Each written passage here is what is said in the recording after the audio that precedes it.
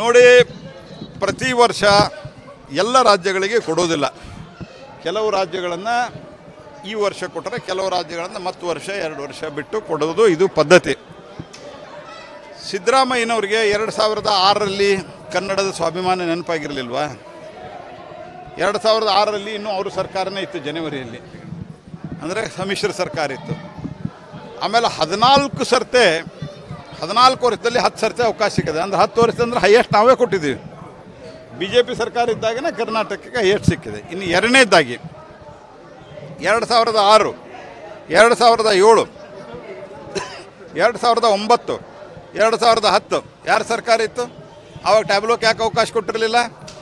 ಈಗ ಸಿದ್ದರಾಮಯ್ಯನವ್ರು ಪತ್ರ ಬರೆದಿದ್ದೀರಲ್ಲ ನೀವು, 2014 ಕೊಟ್ಟಿರಲಿಲ್ಲ, ನಮ್ಮ ಸರ್ಕಾರ ತಪ್ಪು ಮಾಡಿತ್ತು ಅಂತ ಬರೀರಿ. ಹಂಗಾರೆ ಚಿಲ್ಲರೆ ರಾಜಕಾರಣ ಮಾಡೋದು ಇದು ಸರಿಯಲ್ಲ. ಯಾಕಂದರೆ ಅದಕ್ಕೊಂದು ಸಮಿತಿ ಇದೆ. ಆ ಸಮಿತಿ ಸಾಧಾರಣವಾಗಿ 40-50% ರಾಜ್ಯಗಳನ್ನು ಪ್ರತಿ ವರ್ಷ ಆಯ್ಕೆ ಮಾಡ್ತದೆ. ಆಯ್ಕೆ ಮಾಡಿದಂಥ ಸಂದರ್ಭದಲ್ಲಿ ಕರ್ನಾಟಕಕ್ಕೂ ಈಗ 10 ವರ್ಷ ಸಿಕ್ಕಿದೆ, ಬೇರೆ ರಾಜ್ಯಗಳಿಗೆ 10 ವರ್ಷ ಸಿಕ್ಕಿಲ್ಲ. ಅದರ ಹೊರತುಪಡಿಸಿ ಇನ್ನು ಕೆಲವರಿಗೆ ರಾಜ್ಯಗಳಿಗೆ ಈ ವರ್ಷ ಸಿಕ್ಕಿದೆ, ಅವ್ರಿಗೆ ಮುಂದಿನ ವರ್ಷ ಸಿಗೋದಿಲ್ಲ. It is A normal procedure, natural procedure ಅದು.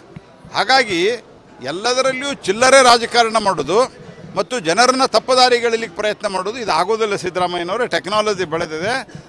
ದೇಶದ ಯುವಕರು, ದೇಶದ ಜನರು ಏನು ಸತ್ಯ ಇದೆ ಅಂತ ಇವತ್ತು ಅಂಗೈ ಮೇಲೆ ತಿಳ್ಕೊಳ್ತಾರೆ. ಈ ರೀತಿ ಚಿಲ್ಲರೆ ರಾಜಕಾರಣವನ್ನು ಸಿದ್ದರಾಮಯ್ಯನವರು ಮಾಡಬಾರ್ದು.